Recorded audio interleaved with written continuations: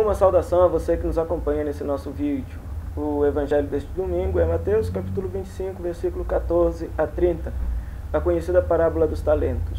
O patrão dá uma quantia de dinheiro para 3 empregados diferentes, sendo que 2 deles fazem com que esse dinheiro renda, e um deles enterra esse dinheiro na terra, esconde esse dinheiro do patrão. E quando o patrão volta, vai prestar e vai cobrar dos seus empregados, aquele que enterrou o dinheiro na terra, então ele é profundamente castigado pelo patrão.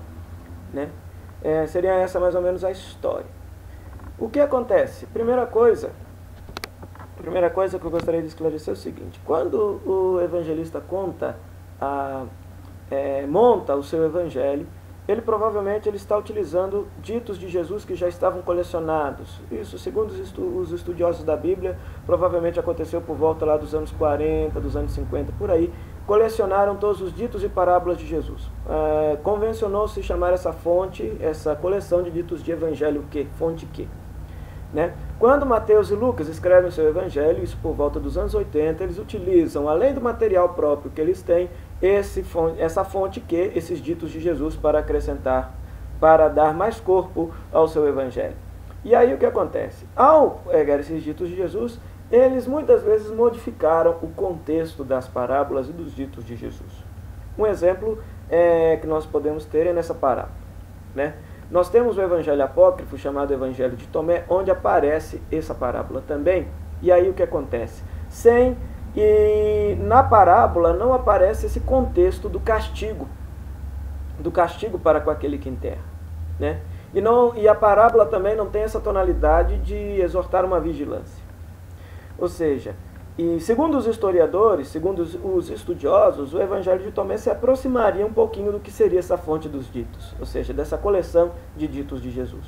Então, o que acontece? Originalmente, a parábola dos talentos, essa história dos talentos, é uma denúncia de Jesus contra todos aqueles que buscavam ganhar mais dinheiro à custa dos seus empregados. Porque, se você for parar para analisar, o exemplo do patrão é um exemplo um tanto quanto negativo, pois ele quer colher, veja só, lá no finalzinho do Evangelho, no versículo 24, veja só, ele colhe onde não plantou, ele ceifa onde não semeou. E o patrão diz que é assim mesmo. E ainda mais, diz assim, olha só, que vai tirar um pouco daquele que tem e dar àquele que tem mais. Ou seja, se nós percebemos a prática de Jesus, que é uma prática de solidariedade para com os pequenos, os marginalizados e os oprimidos, então a gente percebe que, na verdade, Jesus estaria fazendo uma denúncia contra essa prática usurária desse patrão, que é malvado e que quer fazer render injustamente os seus bens à custa do trabalho dos seus empregados. Quando Mateus pega essa parábola, ele encaixa no capítulo 25 do seu evangelho, onde toda a temática diz respeito à vigilância, a exortação de estarmos vigilantes, pois nós não sabemos aonde, quando o Senhor voltará, quando será esse momento. Então, o que acontece?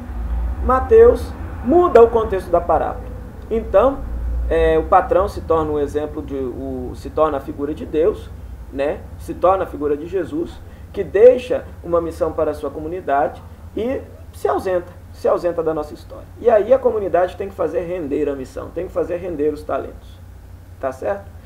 Qual é a missão que Jesus deixou para cada um de nós? Foi a missão de continuar o seu trabalho, de continuar o seu reino, de continuar a construir a fraternidade, a solidariedade, que Jesus deu o pontapé inicial, de amar os excluídos, os pequenos, os pobres, as pessoas que mais necessitam. Ou seja, nós não podemos ter medo de fazer o amor acontecer. Nós não podemos ficar na segurança de enterrar a missão que Deus nos deu, ou seja, enterrar essa missão na terra e não fazer nada. Ou seja, nós devemos fazer render.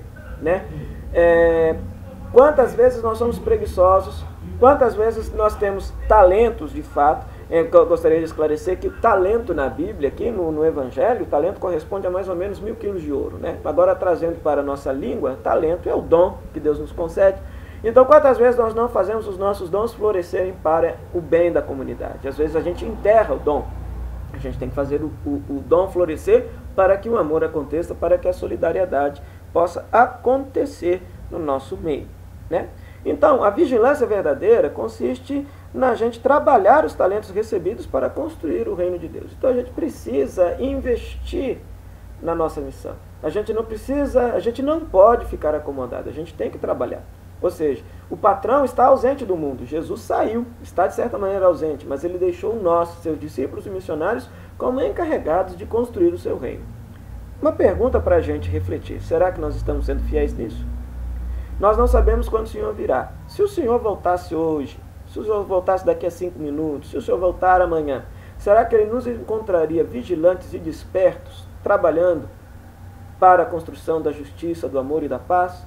Será que Ele nos encontraria amando as pessoas, sendo solidários, sendo fraternos? Será que estamos construindo a nossa vida sob o alicerce do Evangelho, os valores que Jesus nos deixou?